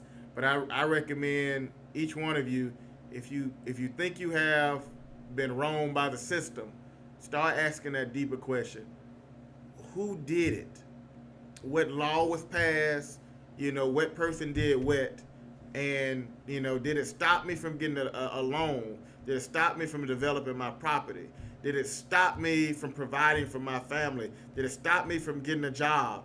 Did it cause my community to have hazards in it, and I'm ingesting these hazards every day, and I'm dying or my grandmama dying? Who did what that caused what to my community, that caused that injury? And how can I stand up for my rights or my mother's rights or my dad's rights so we can have rights? Because if we don't stand up for rights, we definitely ain't got no rights. My hope is that our conversation today, I know we talked about a lot, that is informational. I think you're going to have to kind of cut it up, in sections. Well, one thing about it, man, I believe, man, is for who it's for. That's right. Got it. And then, of course, we got K1 on the 1 and 2. We're going to definitely get some clips out of there to lead people back to it because it is streaming live on Facebook. It is streaming live on YouTube. And, of course, I'll forward you the link so we can make sure we get it out there, man, because conversations like this are definitely needed in our community. Entertainment, I love it, but it ain't all about entertainment. We got to be entertained with these laws and stuff that's going to keep us floating for the next several generations and beyond. Yes, sir. Yep, so that's what's happening, man. But before we go, I got to make sure I pay a few of these bills right here. Y'all make sure you all come and support these comedy shows.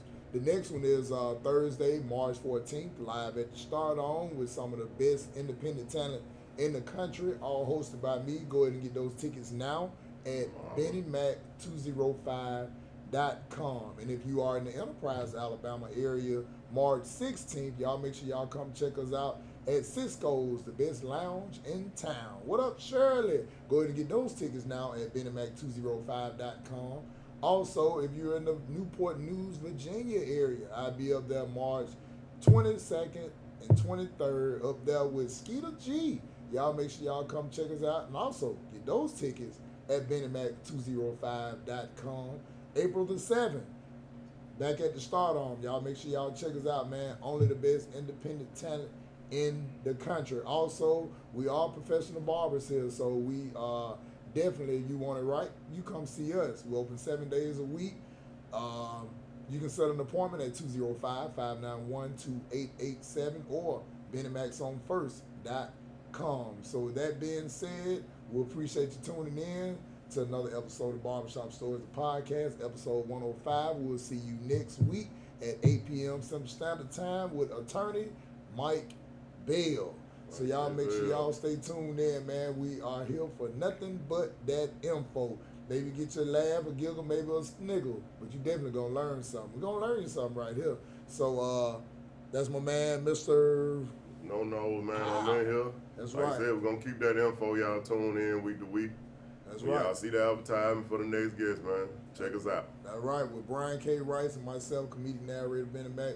We'll see you next week with that info. Mike Bear, we'll see you. All right, Miss Art, Brother Brian. Thank you, man. Man, hey. I'm gonna go.